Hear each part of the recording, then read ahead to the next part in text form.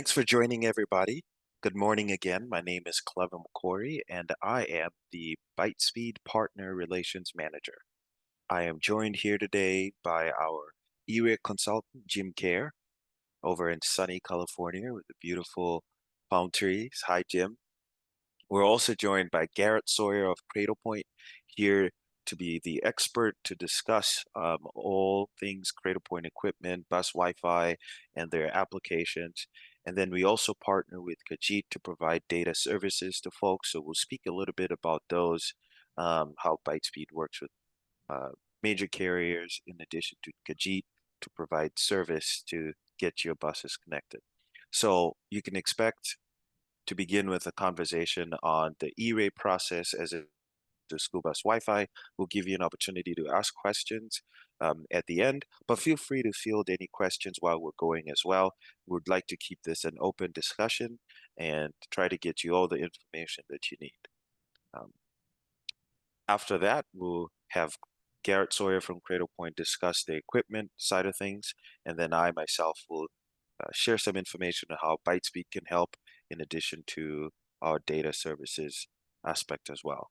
So without further ado, we'll begin with Jim Kerr of E-rate ProfitWorks.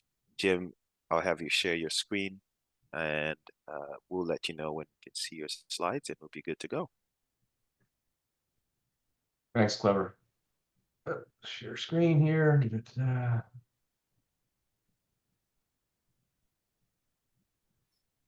Fantastic. Yep, you're good to go now. So let's talk about school bus Wi-Fi and E-rate. So what's new? For starters, the FCC and through USAC has declared that it is 100% eligible. It is eligible under Category 1 for both equipment and services. That includes the software and the hardware. And then one of the neat things that they did, because quite a few districts or applicants have leased school buses or don't own their school buses, buses leased from a third party are eligible if they're solely used by the applicant for students. So in other words, if you are leasing a bus and it comes back to the leasing agency and they use it for something else in the afternoons or evenings or something like that, then it becomes ineligible. And then some announcements from the 471 filing window opens on January 17th, so just around the corner, about a week away, and it closes on March 27th. So you have that 70-day window. And then the last day to file a Form 470 is February 28th. So we are nearing the end of the E-rate season. Some of us smile when that happens. The last applicants will use the existing drop-down menus on the Form 470 to apply for school bus Wi-Fi. Note that competitive bidding rules still apply, so must be fair, open, and competitive, with price being the most heavily weighted factor, but it's not low qualified bid. Again, it's competitive bidding rules as per E-rate. It should be a separate Form 470 and Form 471 from other E-rate applications. So the school bus Wi-Fi is going to be a standalone application and application process separate from any other E-rate applications you may be engaged in. Note that schools with a rural designation, in other words, 50% or greater of the schools in that school district are designated as rural. That gives the district a rural designation, can have dual carriers. All other applications with dual carriers will be denied. So make sure that if you are looking for a dual carrier situation in, for instance, an urban setting, which is not unheard of, then you need to acquire those services separately from the base system for just one carrier, unless again you are rural. And then again, reiterate that it should only be used for students and staff, and it has to comply with CIPA, or Child Internet Protection Act. By the way, operating system is 100% eligible. So not only the hardware and the software, or the hardware and the service, but the software to make it work is also eligible. but they did not make eligible maintenance and operations. So if you're familiar with Category 2 internal connections, the basic maintenance on internal connections component and the managed internal broadband services component are not eligible under this. So they're going to revisit that down the road, but for the first iteration of this thing, those two things are components are not eligible. Warranty built into the software, as an example, is eligible, or warranty for not a separately identifiable price on the hardware is acceptable.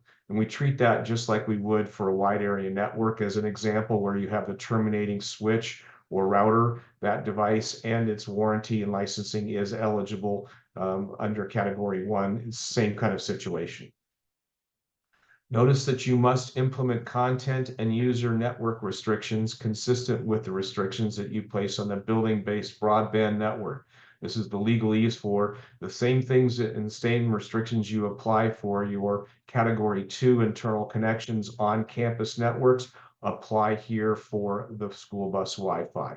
That includes acceptable use policies and any other policies that you may do. And then where you own the equipment, because you own the equipment, E-Rate's paying for it, you own it, you are required to track it. And that especially happens within the leased environment. So, location and tracking and those kinds of things and asset management and inventory are required. So let's talk about the submission of an application.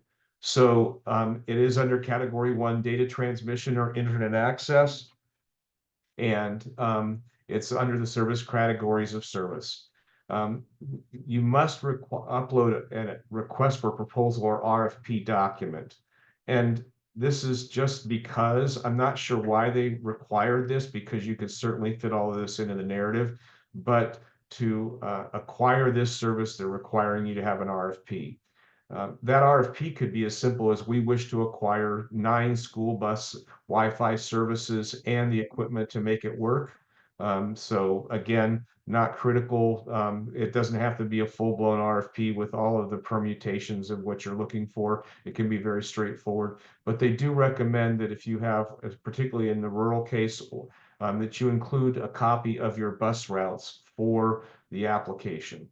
And then the narrative, make sure that the words wireless school bus service are in the narrative in the RFP or in the Form 470. Again, your narrative has, I think it's a 2,000 character limit. Certainly you can fit that in there. And again, that just makes that phrase will differentiate it as a school bus Wi-Fi Form 470. For other services, so again, interesting duplicate there. Add the new service request. And again, it says, I seek bids for internet access or data transmission services, for internet access and data transmission service provided for any combination of transmission medium. And again, data plans or wireless adapters. Those are things that you certify as a part of the process. And then fill in the details, i.e. quantities, the number of bus Wi-Fi connections and entities. Those must be in there as well on your Form 470. We don't know what the Form 471 is going to look like yet. They said that they would have it back up and running yesterday. I haven't seen it yet, so it should be there at some point in the very near future as far as instructions on how to fill in the Form 471 for school bus Wi-Fi. But I do have a request, particularly for this group. Make sure that you insert the words Cradlepoint in the 471 application narrative and in the nickname. That way, so you can say Cradlepoint School Bus Wi-Fi as a nickname, or something to that effect. But that would be very helpful for tracking purposes. And one of the tracking things that we do is post 471 application. We track those through the application process, review process, and we support these folks in doing so by telling them that there's been a change in status so that they can be proactive in reaching out to you to help you answer any questions, for instance, from a 15-day letter, or making sure that you are timely and helping you in the process. So that's the favor we ask. And with that, Here's the instructions on how to file link, as well as the eligible services for funding year 2024. Certainly, those are good documents to have at your fingertips as you go through this process. And with that, I'll turn it back over to Clever. Thank you very much. Yeah, thank you, Jim. And just as a note, we'll send this out to everybody. You have a chance to review it, or if you need to share it with any folks in your district. Um, so at this time, before we move on to talk more about the equipment, would like to give you a chance to ask any E-rate specific questions that you may have. So we'll wait for a couple minutes before trudging right along. So I see a question come in here. Will the presentation be emailed out? Perfect. Yes, it certainly will. I'll send it along with some other extra information.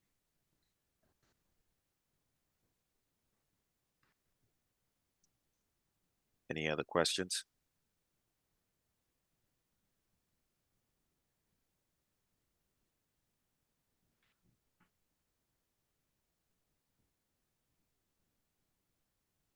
Can we put Wi-Fi on alternate buses?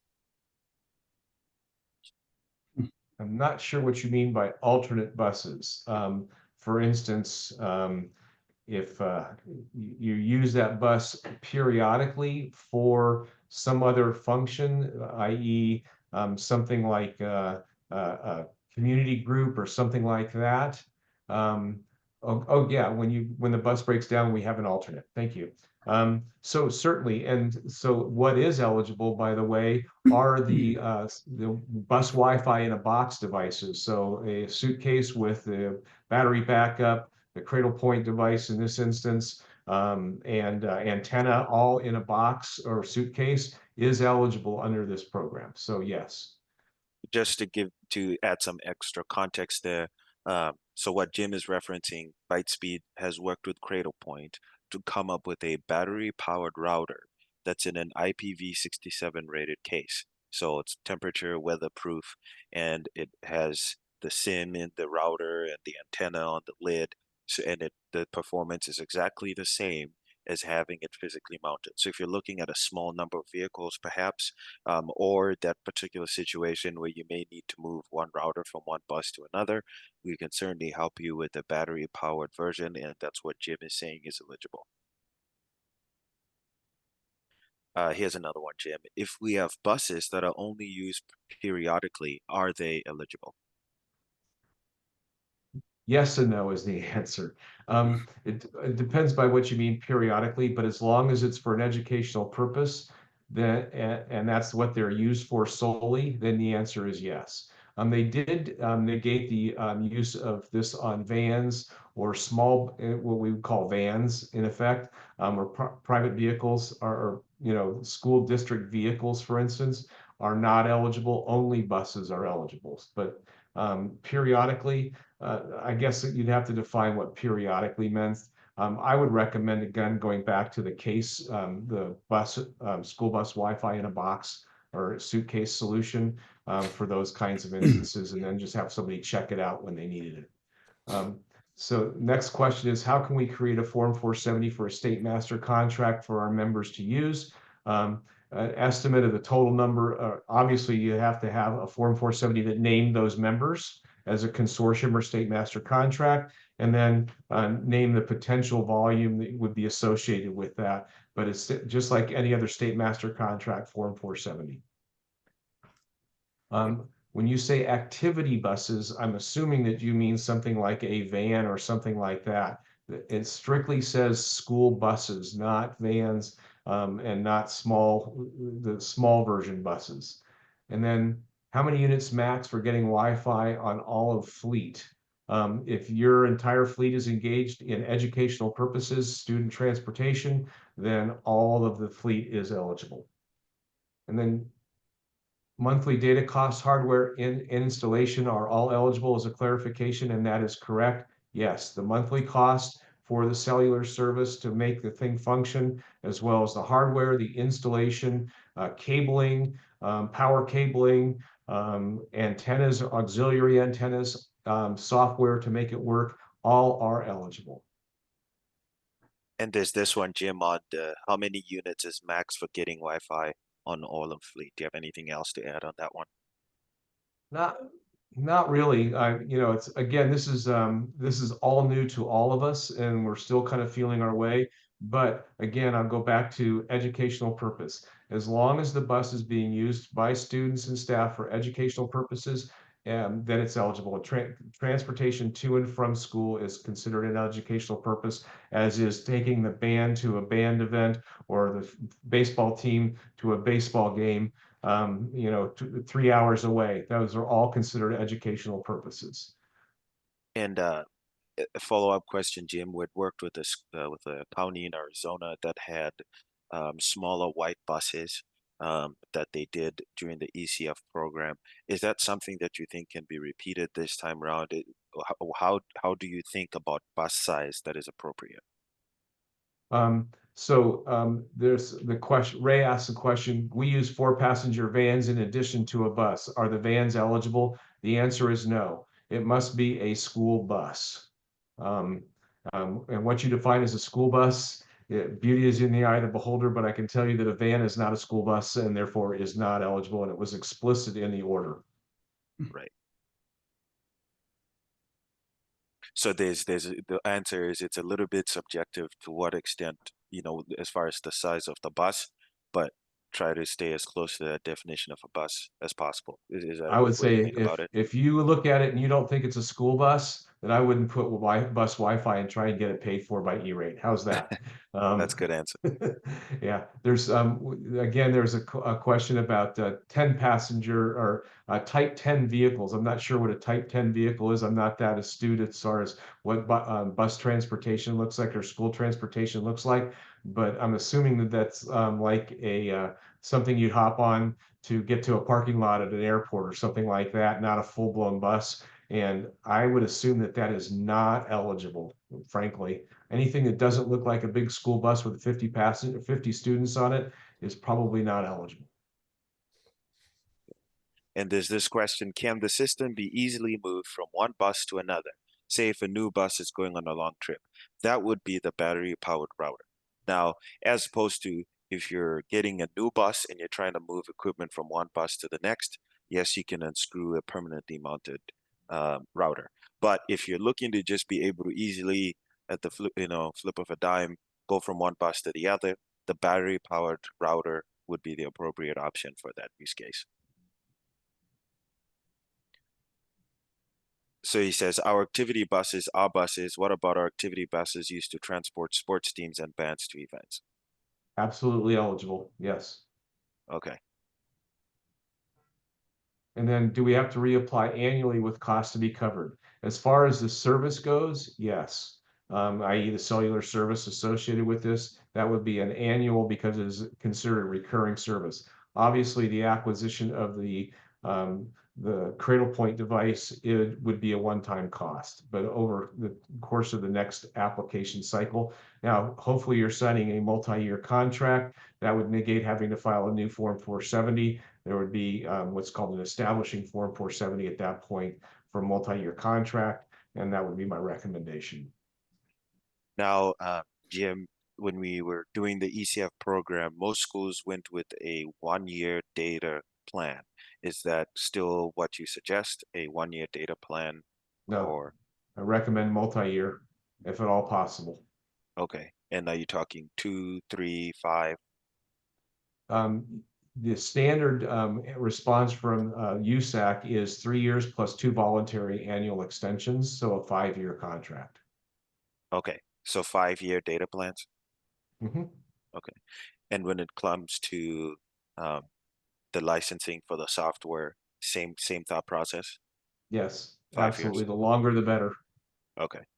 So there's this, does equipment have to connect to a traditional service provider, i.e. Verizon, AT&T, T-Mobile? Can we connect to a private LTE connection? Can E-rate dollars be used to expand private LTE equipment to offer Wi-Fi on school buses? So that's a very good question. And the answer is that I don't think you can expand your LTE network to accommodate the school bus Wi-Fi. Can the school bus Wi-Fi connect to an LTE, private LTE network? Absolutely, yes. Okay, that's a great question.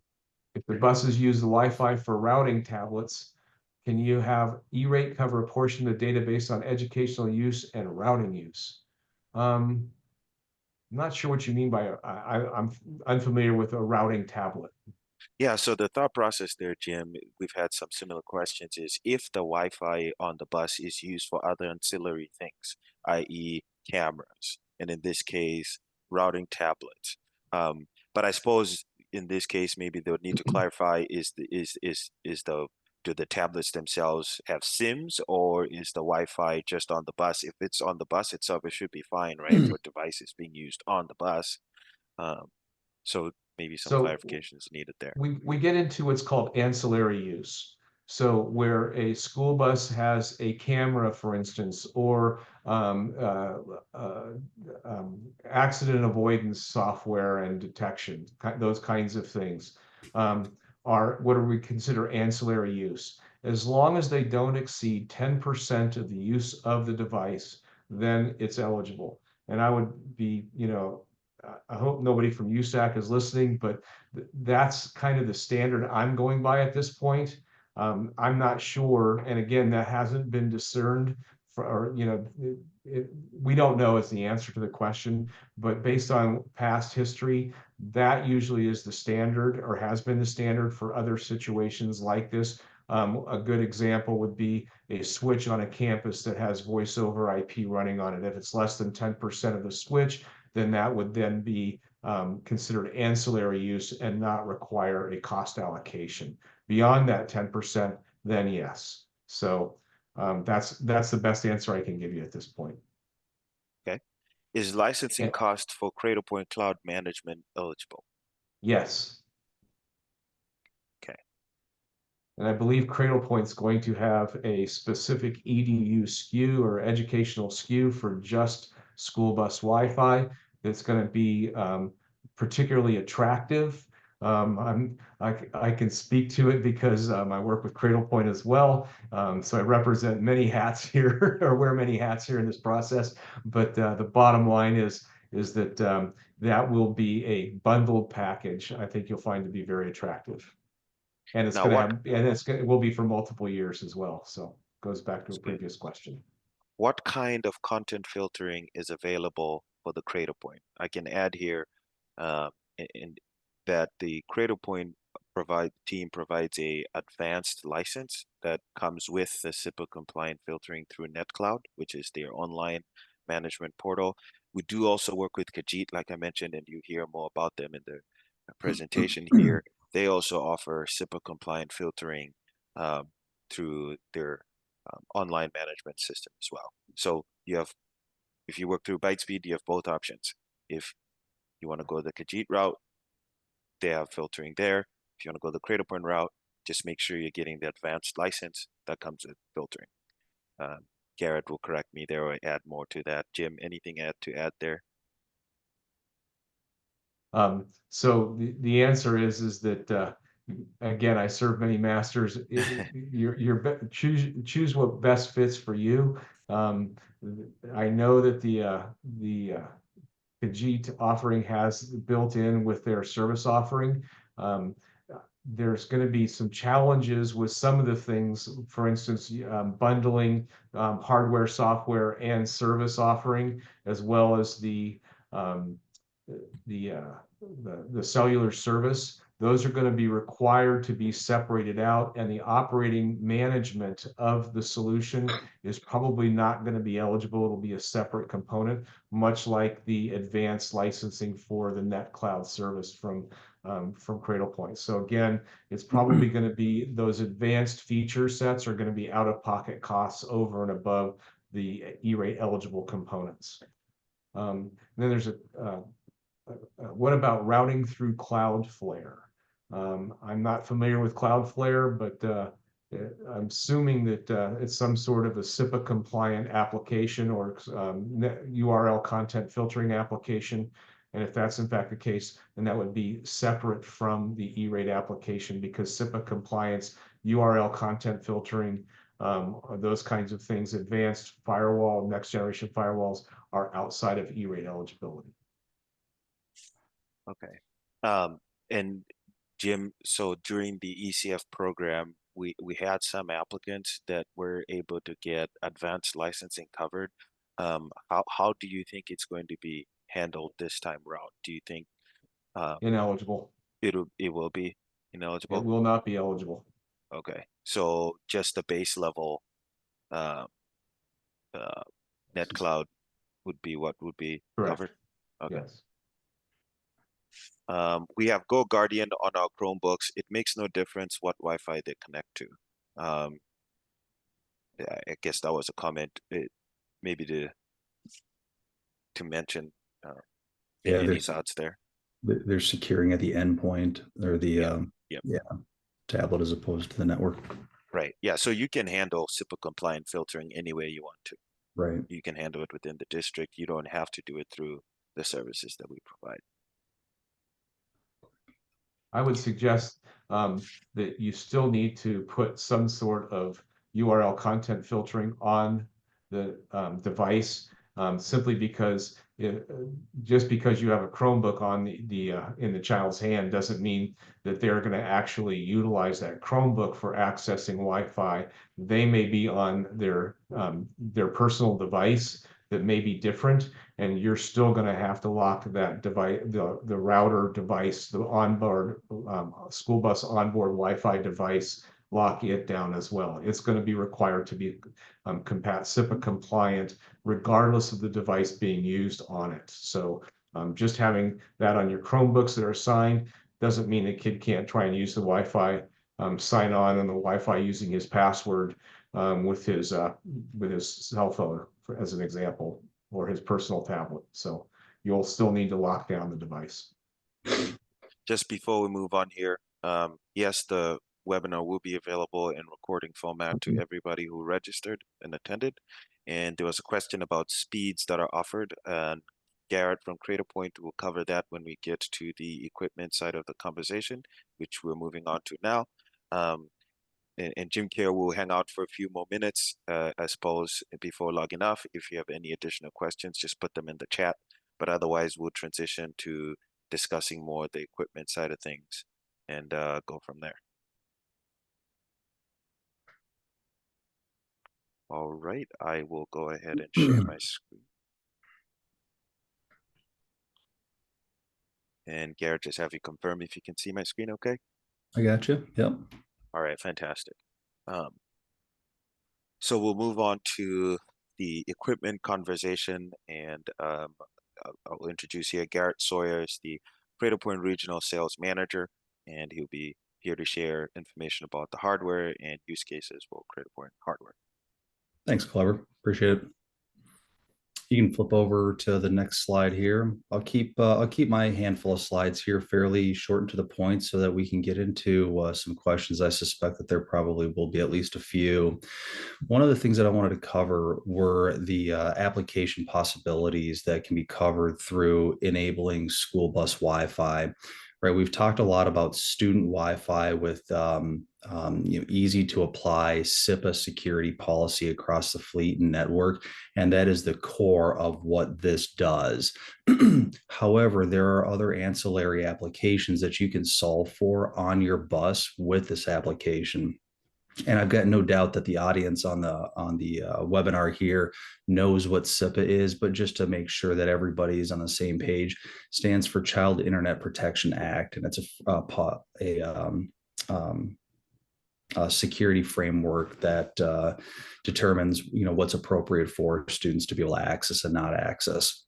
So it was talked a little bit about earlier on the call here, that you can enable SIPA filtering a couple of different ways. We can do it through our own devices. We've got a pre-built SIPA policy within our devices that would be a part of our advanced licensing. And that would allow you to quickly I counted it last week, I think it's 3 clicks. You can apply SIPA compliant policies across one device or thousands of devices. Another way that you can do it too is you can work with Kajeet as well, like Clever had mentioned. And another alternative to both of those two is to route your traffic back through your own internal firewalls within the school district, basically hairpinning traffic. And that'll create an identical browsing environment for the students on the bus as they would experience at the school itself.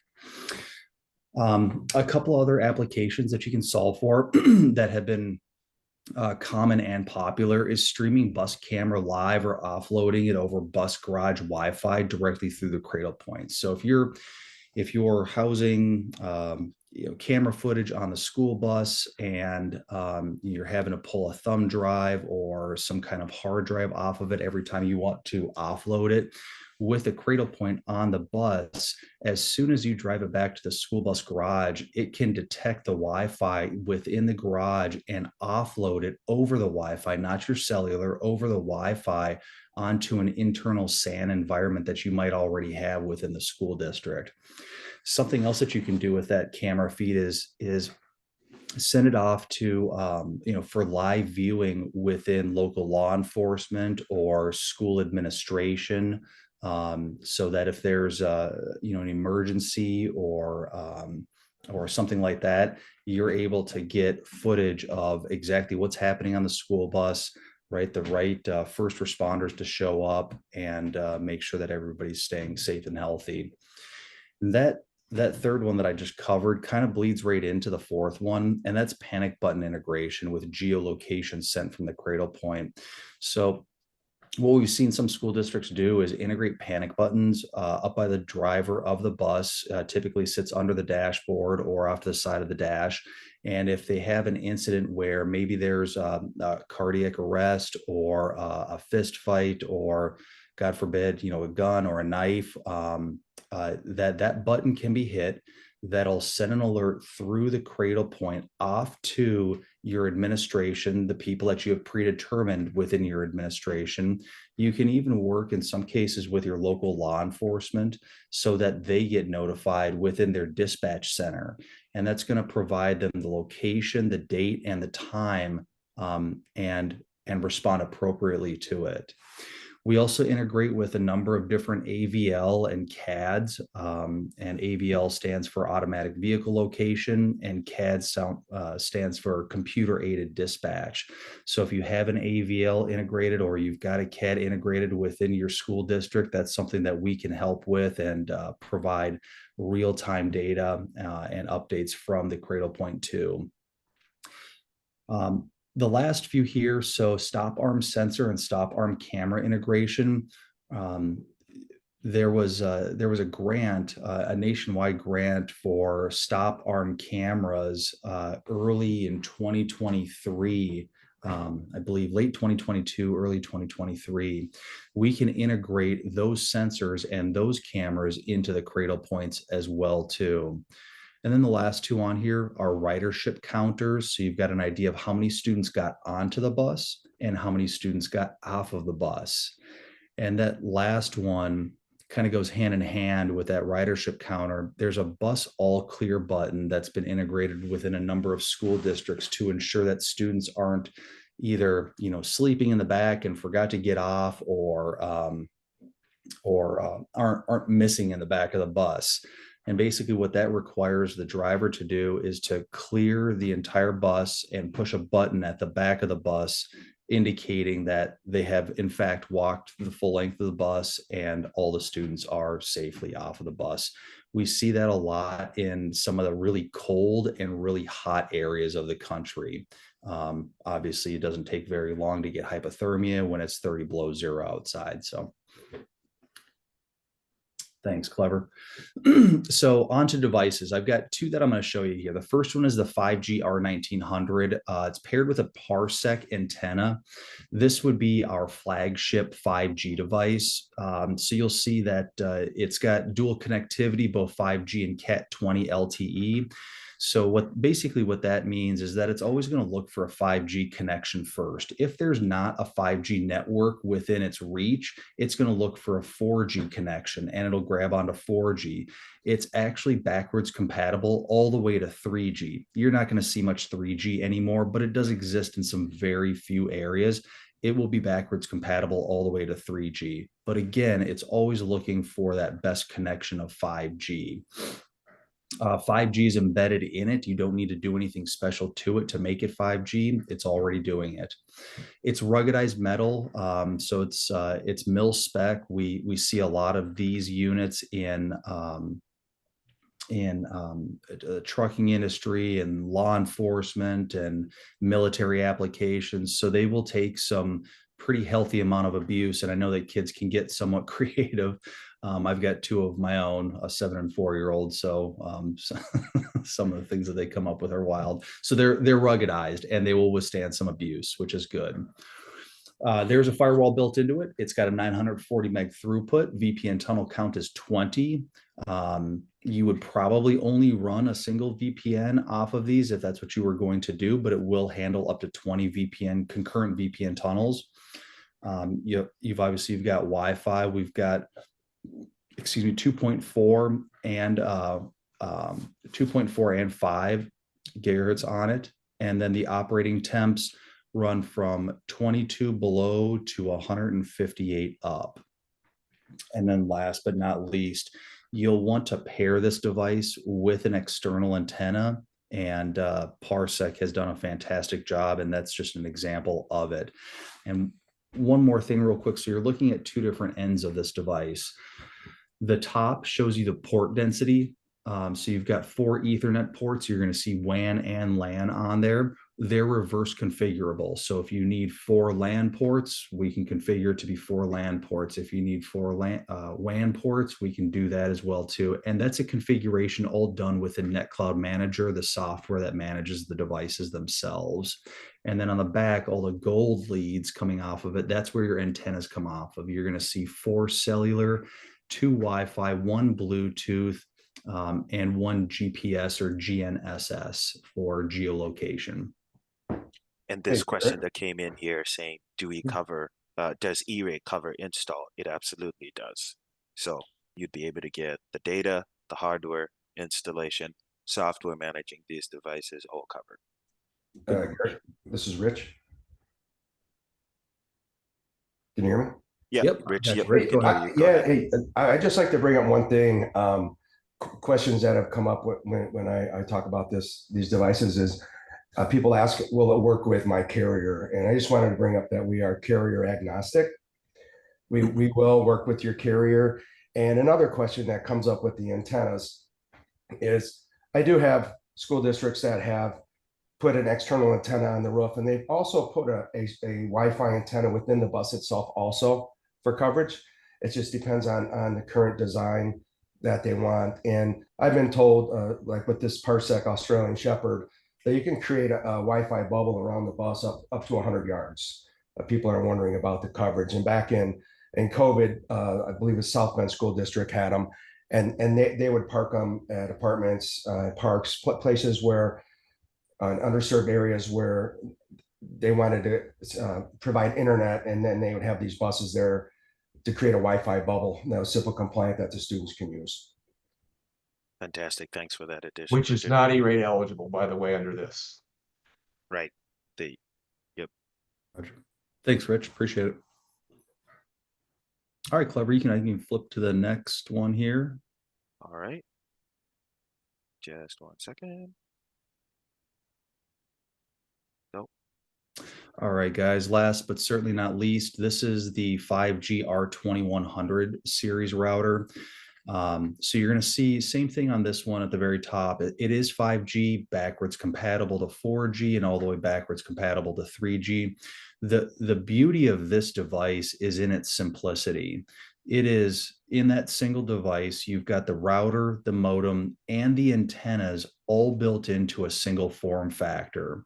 So you mount this on the roof of your bus, provide power to it, and your install is done. You've just lit up SIPA compliant browsing for all the students on the bus and a secure Wi-Fi network for any other applications that you might be running. It's got a 900 meg firewall on it. It's got the dual Wi-Fi. Operating temps are extreme, just as the previous one. The one thing that you might have to put some consideration into if you're looking at this device specifically is going to be around port density. right? So it does have an Ethernet cable coming off of it, and that is actually a PoE Ethernet cable. So you could power the device off of that Ethernet cable. If you need port density to say plug in cameras or sensors or something like that into the hardwired network of the R2100, what you do is you would install a small switch inside of the school bus. You would run that R2100 into the switch, and that would provide you port density. So a really easy way to solve for that. But this I would say, as far as ease of installation, ease of management, they're all fairly simplistic at the end of the day and easy to manage. This this brings it even one step closer to that. So VPN tunnel count is slightly different on this one. The previous one that we were talking about in the R1900 is 20. This one is 10. Again, I mean, we're happy to talk with you about the applications that you have specifically, but I would say that the vast majority for school bus Wi-Fi would probably be running a single VPN back to a VPN concentrator within the school district.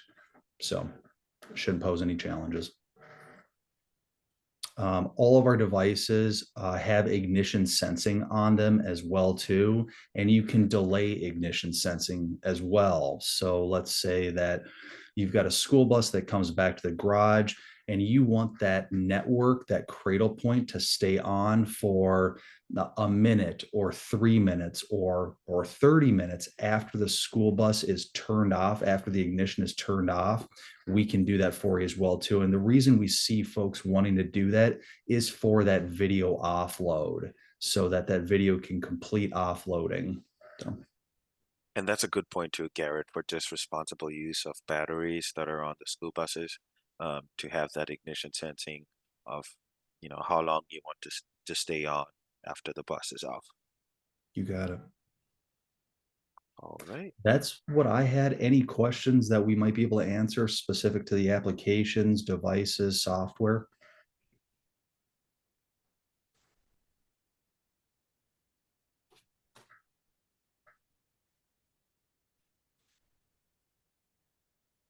We'll keep the program moving here, but if questions come to mind, by all means, we are watching the chat. Go ahead and send them our way. So I'd like to kind of get to the last third of the presentation here. We're talking a little bit about why ByteSpeed. So ByteSpeed, we like to say we're big enough to serve you and small enough to care. If you ring our phone, within 1 or 2 rings, someone will talk to you, and immediately you can get to the technical team responsible for any equipment that we sell.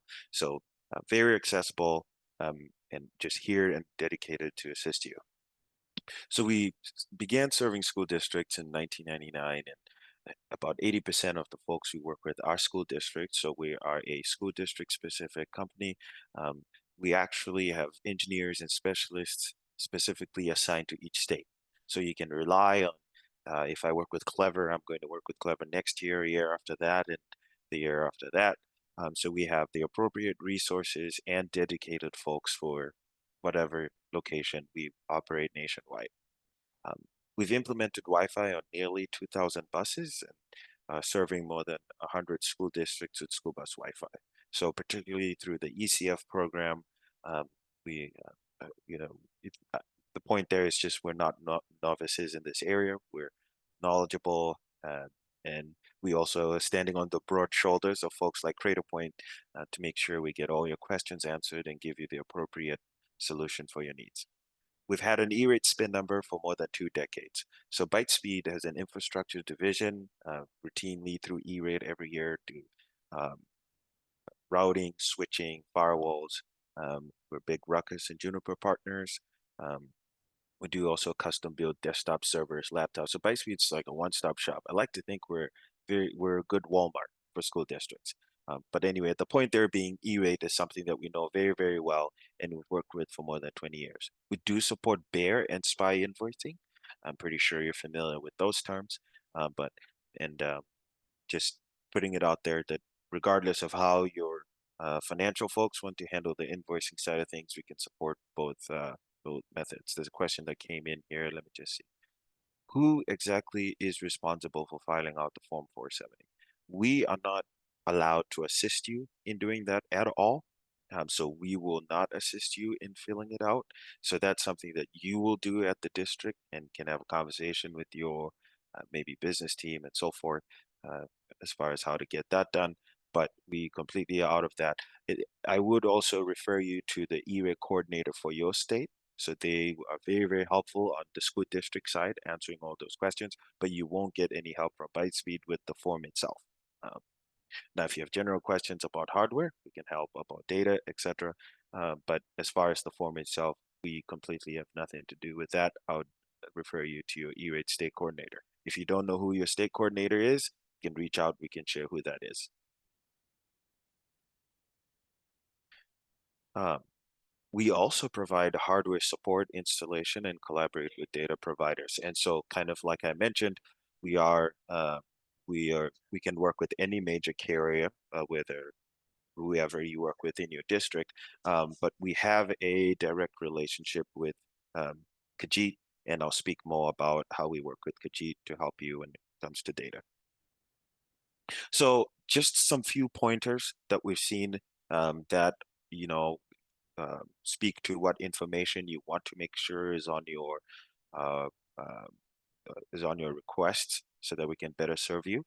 Uh, just make sure you have the right quantity of buses. I've seen some that say plus or minus 160. So you can do less. You can go forward with less than what you originally request, but you can't do more. Otherwise, you'd have to do is, you know, a whole edit and change of your form and things like that.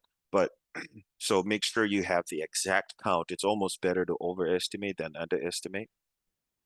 Would you say that's right, Jim? If you're still on?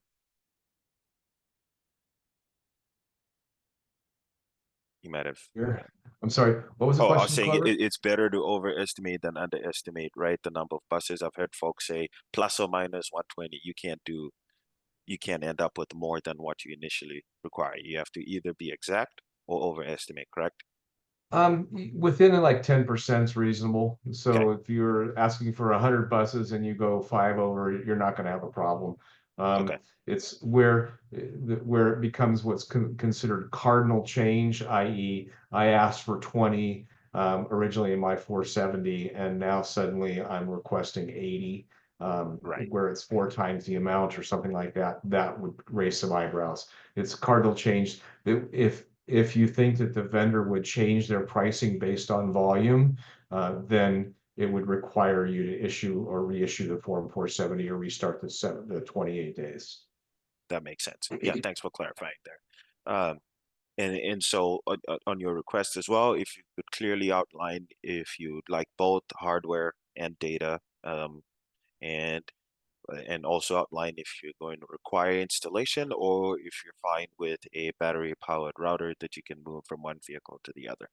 Um, and also if you could outline what cellular provider you prefer, um, Verizon, T-Mobile, US Cellular, etc. As well as how many students you anticipate connecting. So this helps us pick the right solution for you. Um, Different routers at different capacities. So if you could include that as well in your request. So now I'll end that by talking about why we partner with Cradlepoint. So Cradlepoint is a market leader in vehicle Wi-Fi. You find their hardware in police vehicles, emergency response. I've seen the president with the Cradlepoint on his desk, um, the military. So this is very tried and tested in vehicle Wi-Fi. They're now a part of Ericsson, um, and so that shows a great testament to how reliable they are. We partnered with them since 2020, and as I mentioned earlier in the presentation, we've worked in well over 30 states and well over 100 school districts, and nearly 2,000 buses have been outfitted with Wi-Fi. The Cradlepoint portfolio can also be used for a variety of things in the district, such as network failover, um, POTS line replacements, uh, and I spoke about the battery-powered router as well for pop-up Wi-Fi or in-vehicle deployments or just branch connectivity as well. The ByteSpeed team has more than 32 folks that are certified through Cradlepoint with technical certifications and self-certifications as well. So we're very knowledgeable about the equipment. So now I'd like to end the presentation by talking about the connectivity side of things. As I mentioned, however you would like to approach this aspect of the application, we're able to assist you. But if you do want a ByteSpeed to give you a quote for both the hardware and the data, we are able, through Kajeet, we're able to support you regardless of whatever carrier you would like. All major US carriers work with Kajeet, and you only would need a single SIM with the option of being able to switch from one carrier to another. You have both 4G and 5G options. You do also have the SIPA compliant content filtering aspect. You can filter by age, grade, time of day controls. They also provide a dedicated IT support, bus maintenance, student support as well, and a very robust knowledge base with simple ticketing and a 24/7 network operation center. Um, you also use a single portal to manage your network and your devices, and you are able to remotely manage it and get comprehensive reporting and intuitive data insights. Um, you also can expect a very streamlined and easy installation process. You could also take advantage of your easy-to-use install kits for some districts that maybe have a maintenance team that is able to tackle some of these things, or you're also able to get professional installation options as well. Um, and Kajeet has worked with in the school bus Wi-Fi side of things, with deployed Wi-Fi on over 15,000 buses, and has been a major player in this field since 2015. So with that, I hope we got all your questions answered today. We'll be sending a follow-up with this recording in case you want to share it with anyone else in the district.